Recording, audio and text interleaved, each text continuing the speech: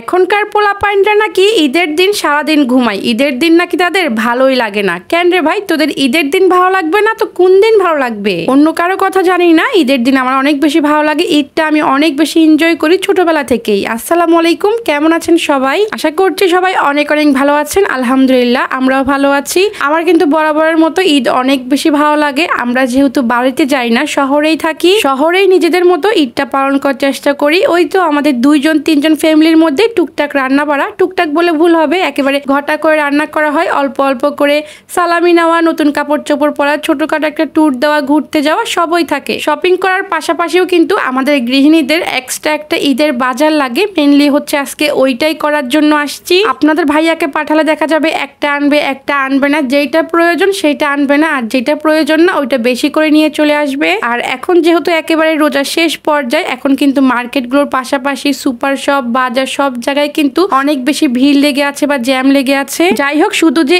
ঈদের বাজার করেছি তেমনটা না, বাসায় টুকটাক যা যা বাজার লাগবে সবকিছুই নিয়ে এসেছি। যেহেতু আমরা ঈদের বন্ধটা বাসায় থাকি, এই যে মেয়ের জন্য বিস্কিট, কফি, টুকটাক নাস্তা, এখানে হচ্ছে ফিরনি, ফালুদা, কাবাব মশলা, অনেক কিছুই নিয়ে এসেছি। কয়টার নাম বলবো। আর আমি হচ্ছে ঈদের মধ্যে মিষ্টির পাশাপাশি ঝাল নাস্তা রাখার চেষ্টা করি। এক প্যাকেট হচ্ছে নাগেটস কিনে আনছি, আর হচ্ছে শীট কিনে আনছি।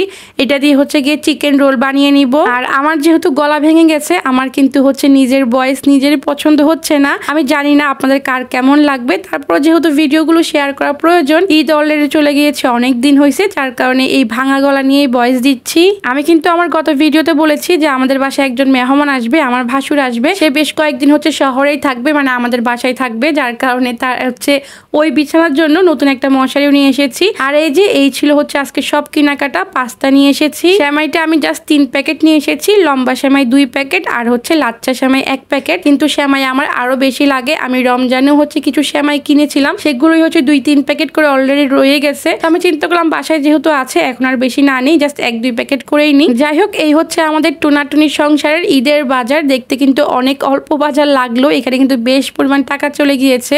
আর এখন তো সবকিছু যে দাম কি আর বলবো। আর এখন হচ্ছে আমি বেশ কয়েকদিন আগে আড়ংয়ে গিয়েছিলাম মেয়ের ড্রেস কেনাকাটা করার জন্য। তখন হচ্ছে আড়ং থেকে এই মিষ্টিটা নিয়ে এসেছিলাম। তো এইটা হচ্ছে একটু রেডি করে নিচ্ছি। এটা রেডি করতে কিন্তু বেশি একটা সময় লাগে না। ইফতারির পর কিন্তু টুকটাক খাওয়া দাওয়া করা হয়। ইফতারির পর দেখা যায় আমরা ভাত খাই না, টুকটাক এটা সেটা খাই আর কি। তো চিন্তা করলাম অনেকদিন হয়ে গেল, আজকে এই মিষ্টিটাই হচ্ছে খেয়ে ফেলি। আড়ংয়ের কিন্তু বেশ কয়েকটা মিষ্টি হচ্ছে আমি ট্রাই করেছি, আমার কাছে বেশ ভালো লেগেছে।